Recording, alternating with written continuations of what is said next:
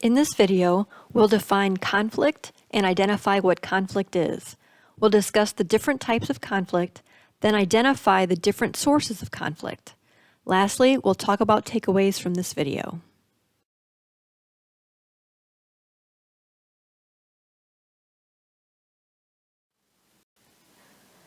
In my opinion, conflict occurs when values, opinions, and/or beliefs are not agreed upon by one or more parties. It feels like the stronger the opposing beliefs, the more intense the conflict. Conflict can occur between one person and another. It can occur between groups or teams, or it can occur between a person and a group. Conflict can also occur when two different parties think differently, meaning everyone wants to achieve the same end result, but one person may work best with a task list and another person sees the vision but can't articulate the specifics on the means to the end. The task list person may be conflicted with the project because of the manner in which to proceed, thus potentially causing interpersonal conflict.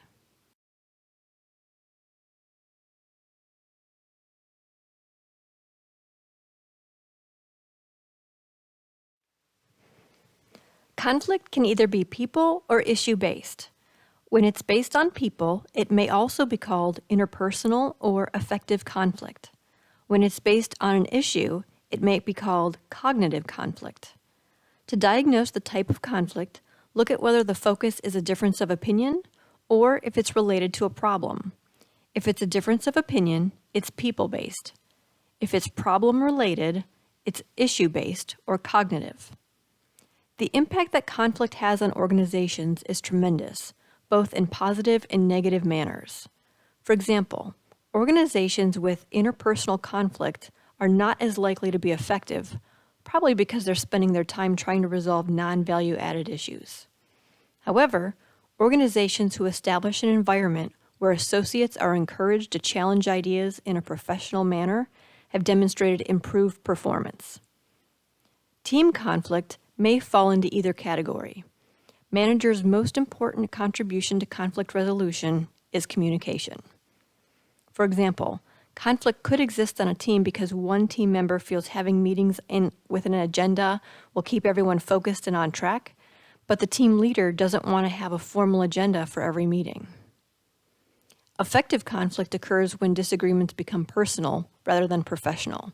An example of this may be not attending a meeting because you don't like the person who's actually facilitating it.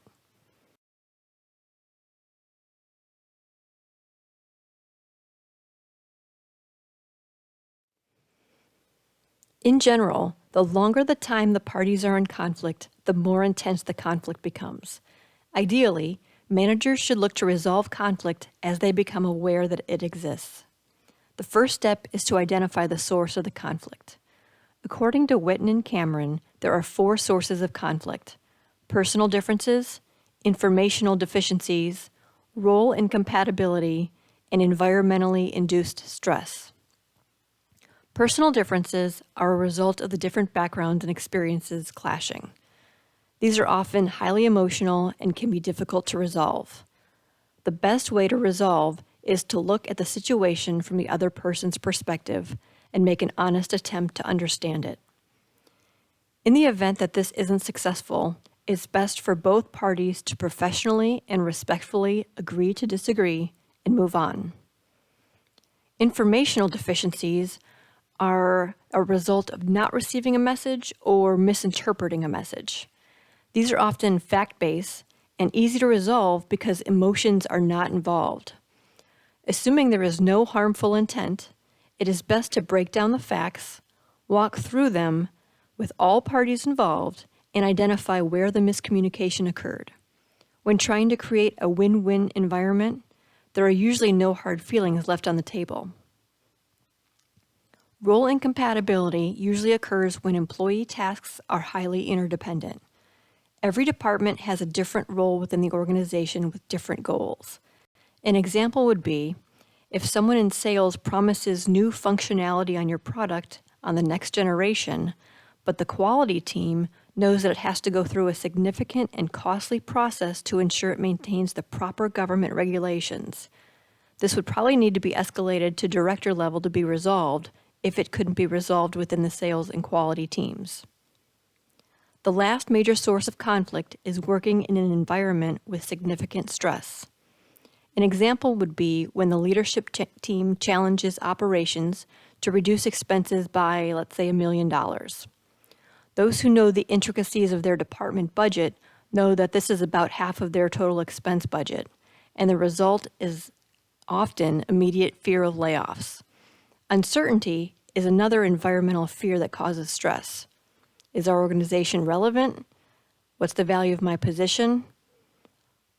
All of these factors cause stress within your natural working environment.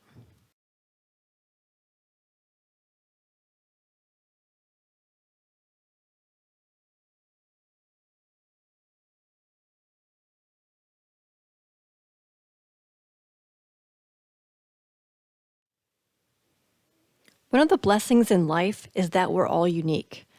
As a natural consequence, there will be disagreements throughout your life.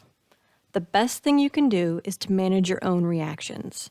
Some disagreements you can laugh off, and some you'll remember for decades. You only get one life to live, so think about what's worth your time and energy. Do your best to understand the other person's perspective, make an effort to create win-win situations, and know that it's okay to disagree and still be friends or colleagues.